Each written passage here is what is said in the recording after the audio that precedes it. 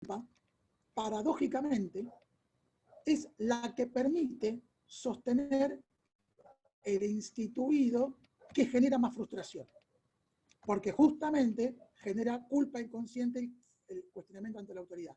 Y si bien no lo dicen estos términos, es lo que traen de Mendel. ¿Recuerdan cuando decíamos que Mendel, cuando estaba la posibilidad, cuando tiene, desde el proceso de humanización, se incorporan las imagos parentales, justamente lo que intenta el dispositivo mendeliano es la posibilidad de trabajo grupos homogéneos vía comunicación indirecta para evitar que las bases se enfrenten en una relación de negociación individual o colectiva con las jerarquías que encarnan las figuras de autoridad internalizadas, justamente por la culpa inconsciente que genera. Pero tengan en cuenta que Mendel dice esto, que uno puede someterse o rebelarse a la autoridad. ¿Sí? Ojo, no es que la culpa puede provenir por ambos sentidos, no la culpa solamente por el sometimiento. También está la rebeldía, y esto también ocurre en las instituciones. Entonces, el tema es que, sea por donde sea, ese cuestionamiento de la autoridad produce culpa y, al mismo tiempo, al no ser trabajado, opera como sostén constante de ese instituido que me sigue a aquellas personas que empiezan a alejarse de esa estructura, lo sufren muchísimo. Entonces, por eso es importante que cuando empieza a haber un cuestionamiento a la estructura libidinal dada, en general se hace de manera grupal o colectiva, no es de a uno. Y aunque esté encarnado, fíjense esto, en un nuevo liderazgo. ¿Sí? O sea, ese movimiento subversivo no es solo frente a ese ideal de yo y el grupo, es con un nuevo liderazgo o una nueva idea. Siempre tengan en cuenta que esto es inconsciente. Entonces, hay un cambio de liderazgo, un cambio de idealización, hay un depósito, podemos decir, de afecto en nuevos ideales, que por eso se transforma en una cuestión que intenta subvertir ese orden dado con la idea de ocupar el lugar de la estructura libidinal instituida. En términos de análisis institucional, podríamos decir que el momento de la subversión es el momento instituyente de una organización. Y cuando la estructura, en el caso que tenga éxito, y bueno, sea, a ver, puede ser por términos más consensuados, o puede ser hasta por momentos más violentos, pónganle que ocupa el lugar de una nueva estructura libidinal, bueno, ese será el nuevo instituido, será lo institucionalizado. Estoy haciéndoles un parangón comparativo entre análisis institucional luroniano y este aporte de la psicología institucional psicoanalítica, ¿sí? No es que digan, estamos haciendo un análisis comparativo que creo que también les puede ser útil a la hora, como hagan los análisis interpretativos, de fundamentar desde distintos lugares determinada conclusión, ¿sí? También como recién utilizábamos a Mendel, que no lo trae de mal fe, pero tiene mucho que ver con el tema de la culpa. Entonces eso puede ser también un concepto que se puede articular comparativamente si ustedes argumentan pertinentemente los conceptos que cada uno trae. Entonces, como bien decía, ¿quién era la compañera que decía lo de la culpa? Silvana, pero no le dan el micrófono. Bueno, entonces, la idea, Silvana, muy bien ese planteo, es complejo, como verás, claro que produce culpa inconsciente, por eso la necesidad de aquellos que forman parte de lo subversivo, para no quedar expuestos e indefensos frente a ese terror de quedar solos, en general se buscan aglutinamientos bajo un nuevo ideal. Se verá en el tiempo si eso triunfa o se va disolviendo a través de negociaciones y acuerdos. Muchas veces esto puede permear y que la estructura libidinal instituida adquiera nuevos patrones que incluyan lo que están trayendo esa nueva versión que está subterránea. ¿Sí? Esto ocurre muchas veces. Por ejemplo, ¿sabes dónde ocurrió esto? En América. Se me ocurre el ejemplo de lo que se llama no sé la palabra ahora. Con lo religioso, lo telúrico, no es lo ecléctico. Cuando, por ejemplo, para imponer la iglesia cristiana, utilizaba o aceptaba... Liturgia. ¿Cómo? ¿Estás buscando la palabra liturgia? No, no es liturgia, no. Es cuando, no, ya me voy a acordar. Es cuando, como una forma también estratégica, si se quiere, de poder, se deja que las culturas lleven a cabo determinados rituales con los nombres de sus dioses, pero imponiendo los dioses de la religión dominante. Es una manera, sí. Sincretismo. Muy bien, Nuria, esa es la palabra. Es el sincretismo. Es una permanente disputa.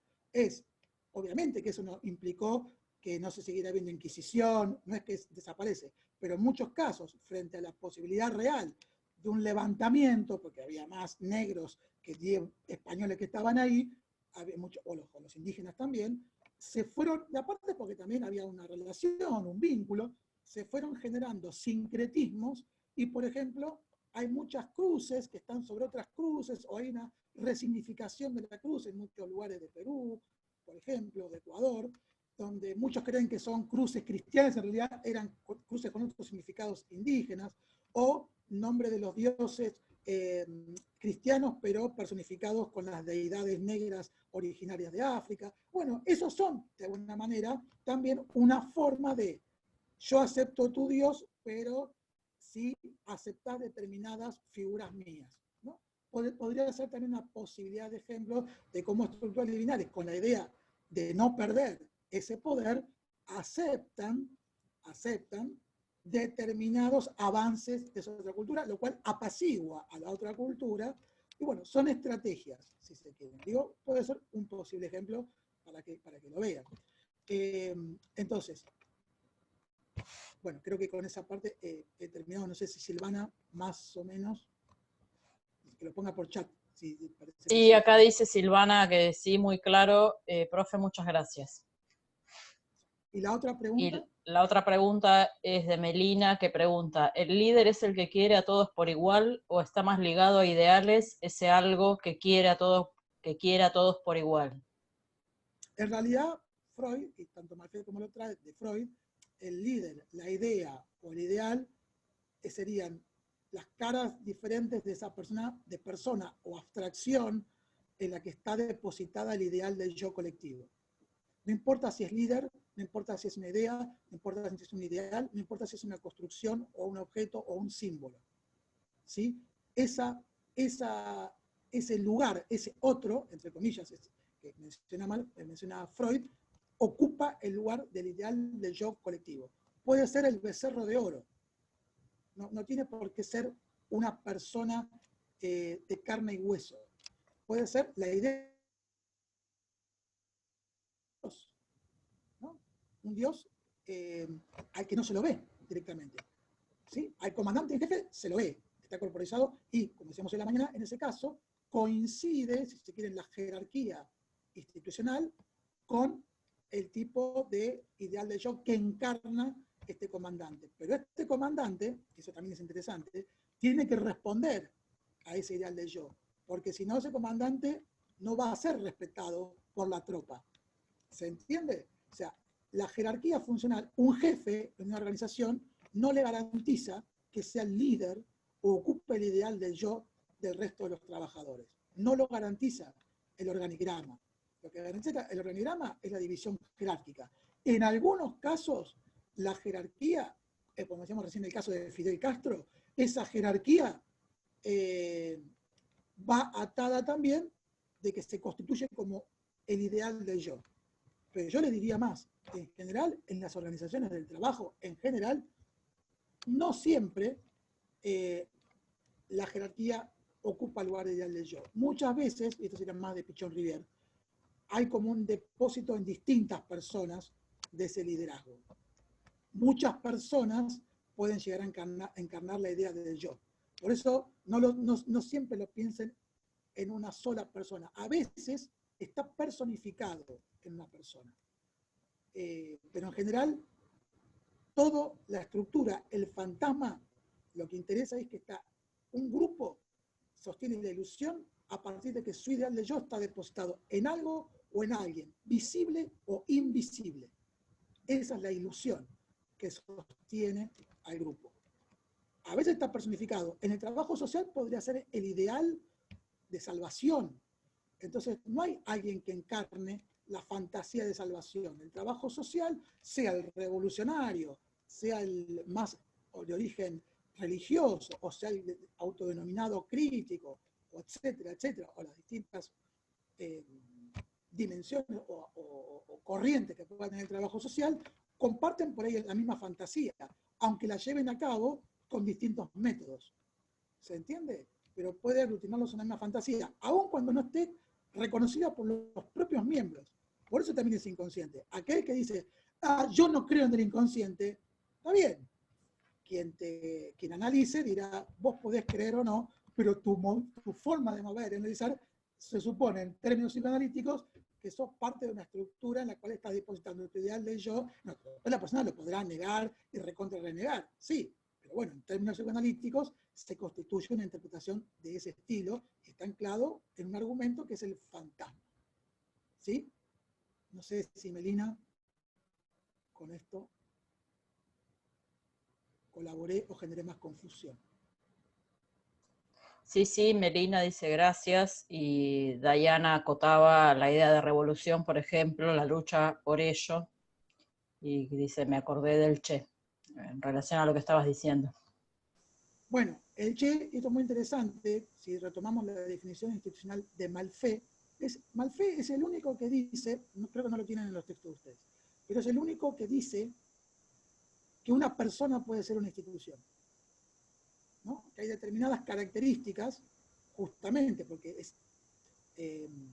tiene los aspectos del tetraedro, en cuanto a que tiene una cuestión política, simbólica, material, histórica, que hay personas que se constituyen en instituciones, ¿sí?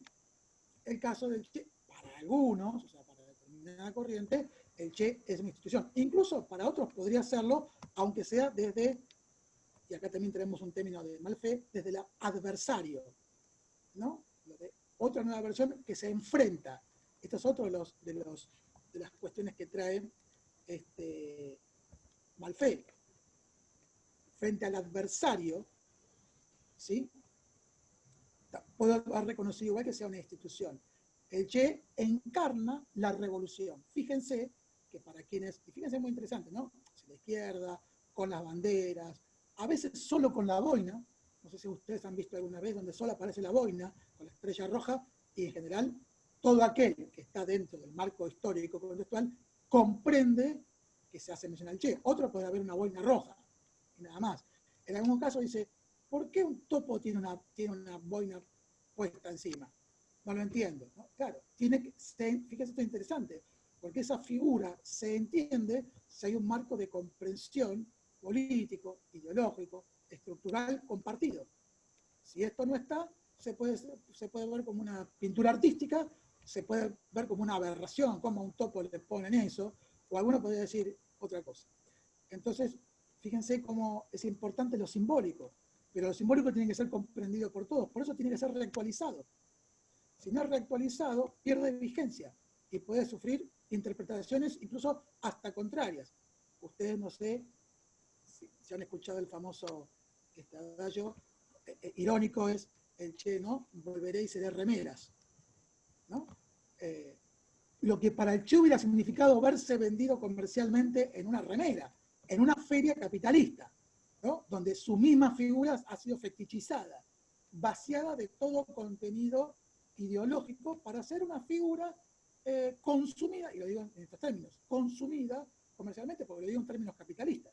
Entonces, fíjense cómo lo simbólico históricamente que lo vende aquel que lo hizo matar, en términos generales, ¿no? Aquel que lo combatió tal como adversario, en el tiempo acepta, primero, que Benicio del Toro haga 2 películas sobre el Che hechas en Hollywood, por ejemplo, que no pueden haber sido, esto es interesante, esas películas no hubieran podido ser hechas antes, con un Benicio del Toro diciendo de todas maneras que él no es que sea partidario del Che, sino que lo hizo como actor, miente porque él miente, se nota que miente, pero tiene que decir eso para que lo den en Estados Unidos, por ejemplo. Entonces lo liga solo una figura artística, pero que permite hoy Hollywood que pueda ser hecho y no en otro momento. y también es el mismo capital que lo convierte en un consumo. Y es una estrategia interesante, justamente para quitarle todo valor ideológico. Es una remera.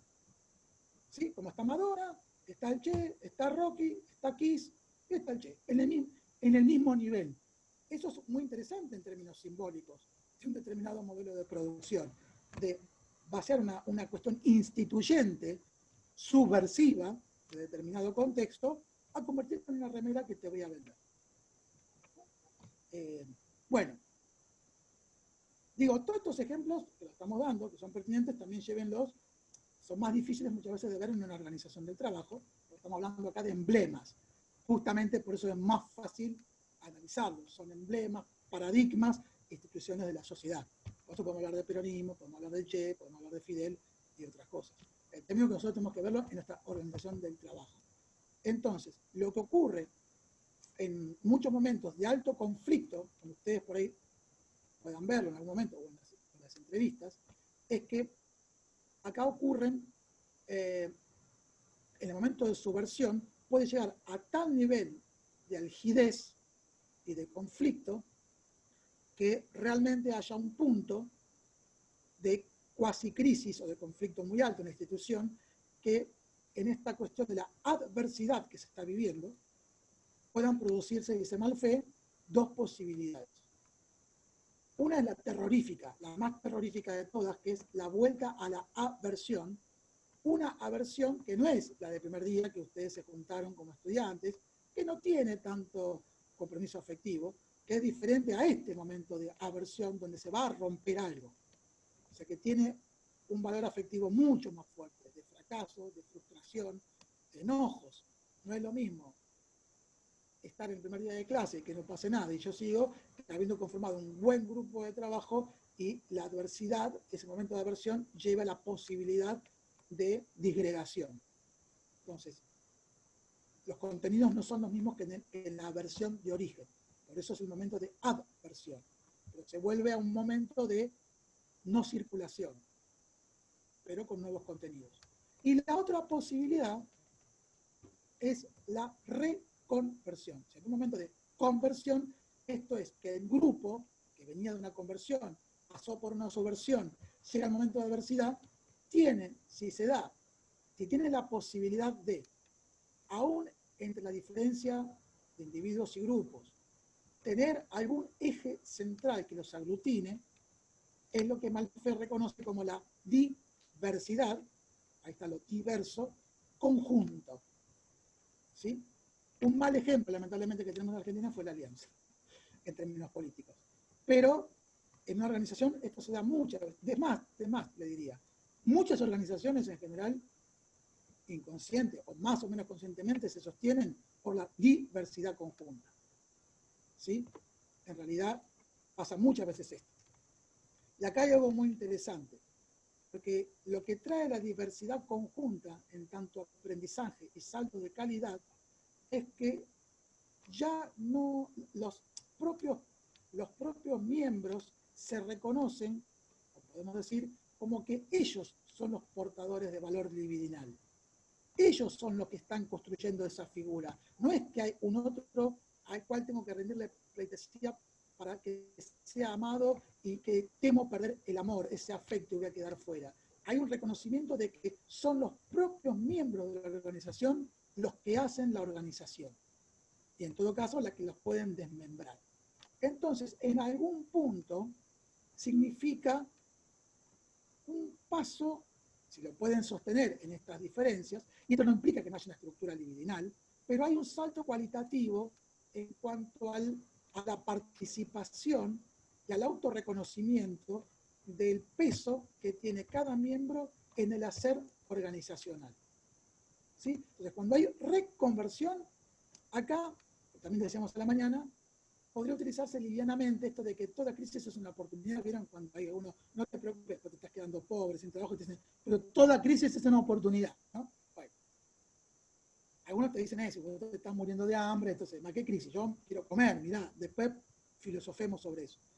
Pero en términos institucionales, uno podría decir que si está esta posibilidad de crisis institucional y están dadas ciertas condiciones, esta salida de reconversión puede significar un salto cualitativo en lo que siempre mencionamos de la clase 1, en la posibilidad de una mejor salud, una mayor eficacia y una mayor satisfacción en la institución. Porque los temas empiezan a ser hablados, empiezan a ser justamente, las diferencias empiezan a ser reconocidas y trabajadas no de manera violenta, sino como discursos de diferentes ideologías, pareceres o saberes. ¿Se entiende?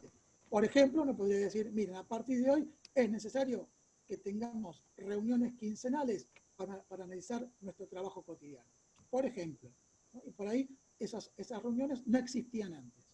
Y se plantea esa necesidad para limar asperezas, para compartir saberes, para compartir métodos, y muchas veces quizás terminan diciendo, cuando se aprovecha ese diálogo, muchas veces terminan diciendo, al final no pensábamos tan distinto quizás, al final no estábamos tan alejados. Había justamente otros aspectos que quizás estaban obstaculizando esa posibilidad de diálogo. Entonces, cuando hay una reconversión, la institución podrá seguir seguramente con un nuevo rumbo. A veces se manifiestan nuevos objetivos, nuevas actividades. Esa reconversión, en general, como viene de una crisis, tiene un efecto bastante fuerte. Lamentablemente, en la Argentina y las organizaciones del trabajo, muchas instituciones se asemejan más a el estado de estructura libidinal instituida, con un malestar permanente y con la culpa inconsciente justamente que sostiene lo instituido, el malestar. En general ocurre esto. Un ejemplo emblemático es el Hospital Posadas, que está intervenido hace como 10 años. Y no termina nunca, o sea, está intervenido, se asumió la crisis, pero nunca se resuelve. Y los trabajadores siguen trabajando. Imagínense lo que debe ser el Hospital Posadas en este momento de COVID. Así que, lamentablemente, por eso también Mendel, en Come el Vidrio, dice justamente que él propone el método que propone y trabaja con los alumnos que propone, justamente porque las instituciones se mueven en general en una forma mucho más de orden psicofamiliar que de las relaciones sociales del trabajo. ¿Sí? Porque esto aparte es, de alguna manera, ponderado, resaltado y sostenido por las autoridades y las jerarquías de las propias instituciones. ¿Sí? Entonces, digo, hay un método, hay un análisis, y es complejo también de llevarlo a cabo. Pero hay instituciones que se lo proponen. ¿Sí? Entonces, fíjense, por eso es tan importante para Malfei, para la corriente de la psicología institucional psicoanalítica, el trabajar la estructura libidinal. Porque ellos pueden ir indagando, primero, en el momento concreto en que van a hacer la intervención, cómo está constituida la estructura libidinal en ese momento. Indagar si hay aspectos subversivos, o sea, nuevas versiones que intentan imponerse o encontrar un lugar en esa estructura. Y eso les permite, una vez encontrado también el fantasma, aquello que cohesiona o que está en conflicto, destrabar, desde el análisis, destrabar aquello que está dificultando eso. Y generalmente constituir, si se quiere, una reconversión, sin negar que la estructura libidinal siempre se va a constituir en tanto, como decía Freud, el ser humano la busca en tanto ilusión por esto inconsciente de las protofantasías de que es algo que porta como humanidad, el terror del estado de indefensión, inclusive de ese estado de niño, de bebé, ¿no? Que si uno no lo alimentan, se muere, ¿no? Somos como algunos animales que nacen y ya se puede proveer de su propio alimento. El ser humano es absolutamente indefenso. Sería quizás el más indefenso de toda la creación. No estoy hablando de la creación religiosa, ¿no? De este mundo. Entonces, hay un halo de realidad de que el ser humano tiene la experiencia de la indefensión. No solo quedó como algo filogenético. Entonces, hay un terror inconsciente de volver a ese lugar. Por lo tanto, la estructura libidinal siempre existirá. ¿Sí? Salvo que, bueno, pasemos a un plano meramente consciente, pues seremos una sociedad, no sé, muy avanzada. Bueno, yo lo dejaría aquí, no sé cuánto falta, porque me parece importante que Erika y Nuria puedan tener un tiempo, aunque yo me voy a quedar. Faltan 10 minutos, no sé si... ¿Cuánto? 10 minutos de este coso. Si hay alguna pregunta, la contesto. Si no, yo la verdad prefiero dejarles el espacio a ustedes. ¿Alguna pregunta más? Una cosa que vuelvo a recalcarla. La estructura libidinal no es solo producida por el aparato psíquico o los aparatos psíquicos individuales en tanto colectivo. Puede tener contenidos vertidos por las otras dimensiones. Puede haber estructuras libidinales basadas en ideales profesionales, puede haber, entonces el saber va a ser muy, muy importante. O sea, quien no tenga el saber o no porte el saber o no construya el saber que se está esperando va a ser excluido, mal mirado. Entonces puede ser que ahí el subsistema epistémico de la dimensión simbólica imaginaria contribuya a brindarle elementos en la constitución de esa estructura libidinal de un grupo en particular, de un sector del servicio social de un hospital, por ejemplo. Pero esto, perdón, y ahí cierro, sí. También es esto, cada institución puede, o cada sector inclusive, puede conformar estructuras libidinales particulares, ¿sí? Si bien puede haber una estructura que es general en tanto cómo se constituye, los contenidos son particulares. Por eso a nosotros nos interesa, y lo van a ver señalizado en el trabajo, nos interesa la singularidad del caso, ¿sí? Sí. No, para hacer como un ejemplo, ¿no? Podría ser en el caso de, por ejemplo, ¿no? Trabajador social está trabajando en un grupo interdisciplinario, ¿no? En una institución, y la mayoría tiene como pensamiento el abordaje integral de las problemáticas. Pero hay algunos que no. Entonces, ¿eso sería tipo una estructura libidinal, el tipo de abordaje? No lo sé, vuelvo a decir, ahí habría que analizarlo. Lo que es probable es que, por ejemplo, si hay un acuerdo, y esto no por ahí, a ver, cuando está consciente, deja de ser la idealización. Por ejemplo, eso para que lo tengan claro. Como decíamos en este ejemplo, o en el ejemplo del Centro de Atención contra la Violencia, recuerdan que siempre lo utilizamos. Si las colegas explícitamente dicen, nosotros para llevar a cabo esta tarea hicimos el diagnóstico, una aproximación situacional, desarrollamos esta experiencia, nos hemos formado en tales temáticas, implementamos un dispositivo. Esa parte es una parte absolutamente consciente y racional, ¿sí? Corresponde al trámite del yo consciente. La estructura, de todas maneras, hay una estructura libidinal que cohesiona a ese grupo, que puede, por ejemplo, en el caso del trabajo social, tener una asociación entre la salvación, que sería de evitar que esas mujeres continúen siendo maltratadas, pero con la importancia del saber, la importancia del saber. Esta situación se resuelve con el saber, y el saber adquiere una importancia clave. Entonces, aquel que no esté conformado acá académicamente no entra salvo que se forme. Entonces, es necesario que vos te formes, porque la categoría, si quiere, del saber ocupa un lugar clave, fantasmático inclusive. Quien no sabe no puede trabajar acá. ¿Sí? Y eso se manifiesta después racionalmente. Pero la salvación está asociada al saber, por ejemplo. No hay salvación sin saber.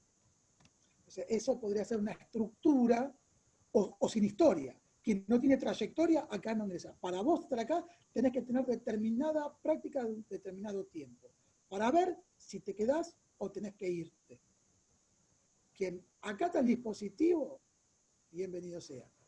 Pero fíjense que, por ejemplo, puede ocurrir que en el tiempo, pasa el tiempo, e incorporan nuevas compañeros o compañeras, y esas compañeras que también se siguen formando, por ahí adquieren nuevas herramientas y empiezan a decirle, creo que al dispositivo le podríamos incorporar esto. Y ahí veremos si quienes coordinan el dispositivo, que están zonas instituidas de alguna manera, aceptan de buena manera la incorporación crítica, perfecto, la estructura sigue de la misma manera, porque se adapta. En la manera que ellas resistan estas incorporaciones, hay que ver con qué discursos, puede empezar a aparecer en las nuevas, o por ahí incluso con algún miembro histórico que también se empieza a separar porque quiere incorporar, porque escuchó las nuevas vías, porque tuvo nueva formación, una nueva dimensión, y ahí puede empezar a aparecer aquello que subvierte la estructura libidinal. Por eso es lo importante de lo histórico. Quizás uno va a ver a estas compañeras, a este equipo del centro tal, en tal momento, decís, momento fundacional, místico, eficaz, todo junto, todo confluye, lo inconsciente, lo consciente, lo simbólico, lo eficaz, lo político, en una eficacia en la intervención. Perfecto. Por ahí dentro de 5 años no están así. Por ahí dentro de 10 años no están así. Entonces, por eso Malfé dice que la estructura libidinal no es estática, a diferencia que por ahí lo que Freud planteaba en un momento, ¿no? Como estructura libidinal. En una organización, eso puede ir. ¿Por qué? No sé si lo mencioné, pero que también tiene mucha vinculación con lo de Schlemenson, porque toda organización tiene una relación con el contexto sociohistórico-cultural en el cual coexiste y en el cual fue constituida. Y el contexto incide también en la práctica. Y por lo tanto, con los miembros que están ahí, puede incidir en un nuevo discurso subversivo de la estructura libidinal constituida. ¿Sí? Y otra cosa que también creo que decíamos en la mañana, lo subversivo puede venir de cualquier lugar de la institución, ¿eh? No es que solo las bases subvierten. Puede haber, como decíamos antes, centro de atención.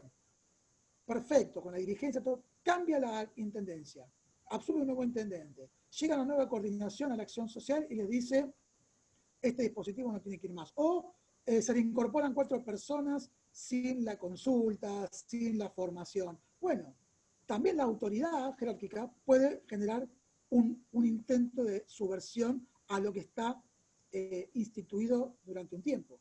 ¿Sí? Que no piensen solo lo subversivo instituyente como mero cuestión de las bases.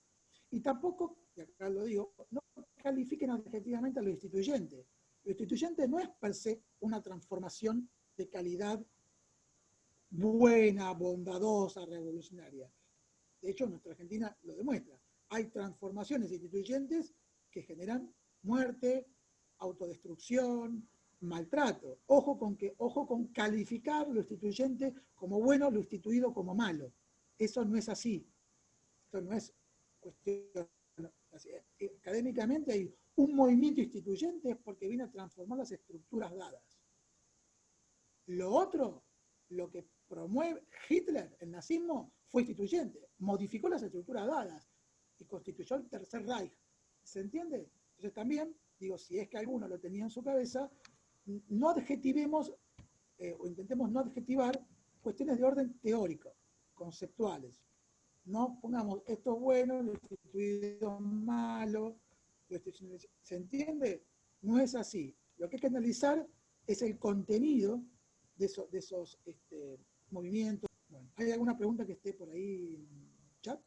Sí, acá Silvana puso una pregunta. Dice, a mí me queda una pregunta más teórica. En Psicología de las Masas de Freud, él explica la disgregación como ejemplos en ambos ejemplos y dice que es más difícil de analizar la masa religiosa. No entendí mucho, más que nada por la ilusión que aparece invisible.